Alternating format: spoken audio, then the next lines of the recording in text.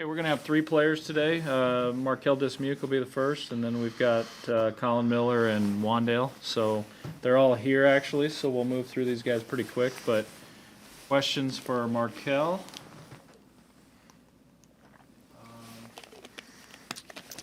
We will start with Brian Christofferson.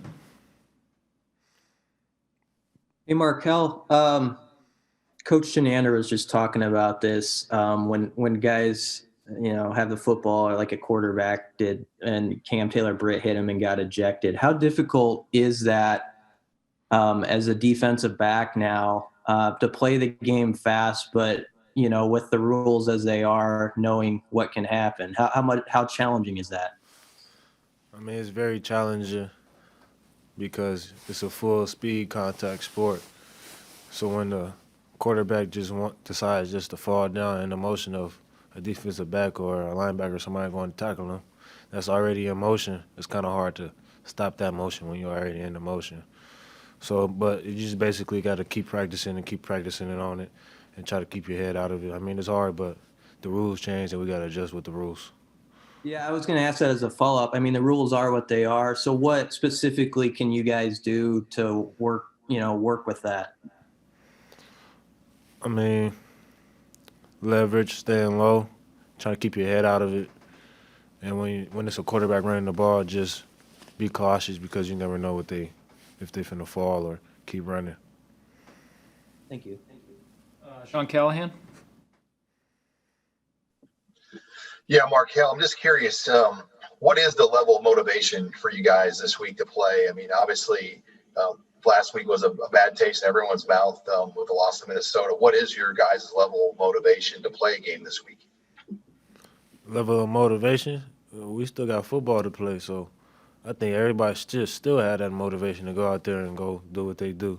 We all got a ball. We can't just give it up now. We still got one more game, so it's time to go even harder.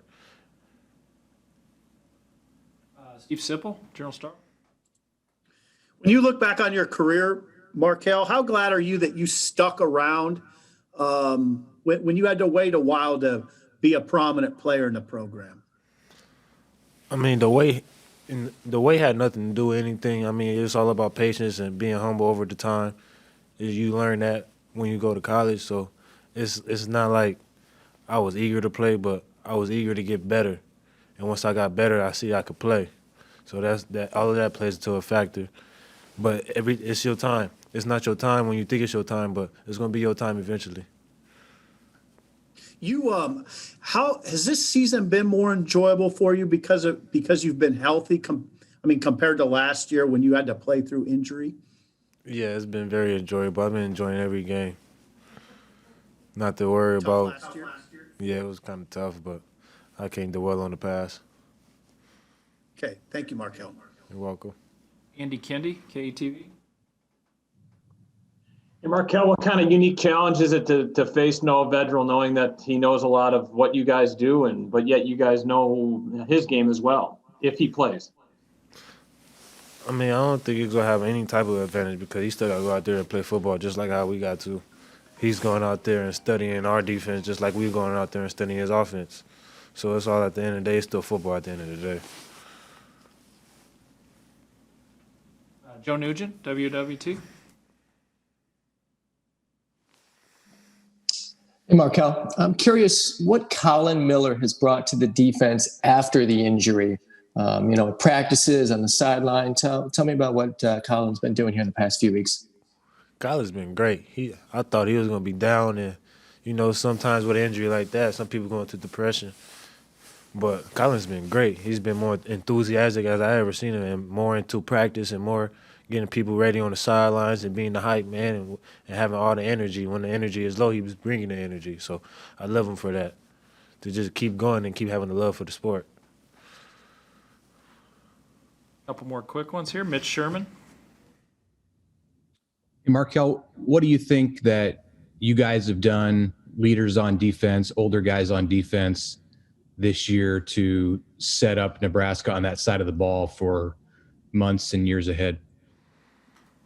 I mean, it's all about the example you put out there for the young ones to live up to and the expectations. What you expected to do in the culture that's in the locker room. So all of that plays a factor. So you gotta set an example to the younger. So when we leave, they have an example and what to live up to for the rest of the years, and for them to teach the new guys that's coming under them. Hail Varsity, Derek. Oh, sorry. No. Okay, go ahead, Derek Peterson, Hail Varsity. Hey, I wanted to go back to kind of the targeting thing for a second.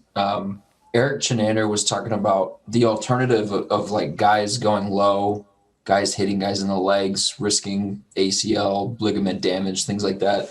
As a player, like, is that something that you guys think about when, I mean, maybe not in the moment because it's such a split second thing, but do you like think about, okay, if I go low, I'm going to take out a guy's legs. I don't want my legs taken out, so I'm not going to do that. Nah, we don't think about. I mean, I don't think about nothing like that because if we go high, you already know the rules change. That's a targeting too. So playing defense and tackling in today's day and age. Everything's got a rule, so you just gotta watch out and hopefully when you tackle them, there's nothing to it. So do you feel like you know how to tackle someone without getting flagged? Even when you do feel like you know how to tackle someone and they still throw the flag, you still clueless of how you got that flag or how was it a targeting, even if you didn't think it was a targeting. Last one for You're welcome. Markel, Sam McEwen. Yeah. What's the coldest game you've ever played in? Coldest game.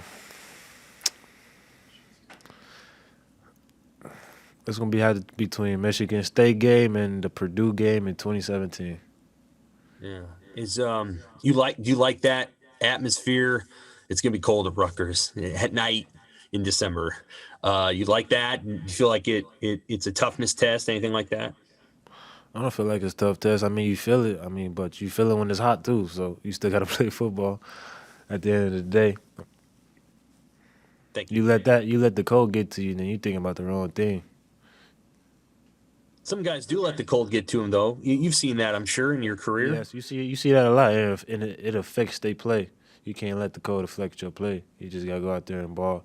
You gotta be the one to hit first, or you gonna feel every bit of it. Thanks. You're All welcome. right, thank you, Markel. We'll have either Colin Miller or Wandale next.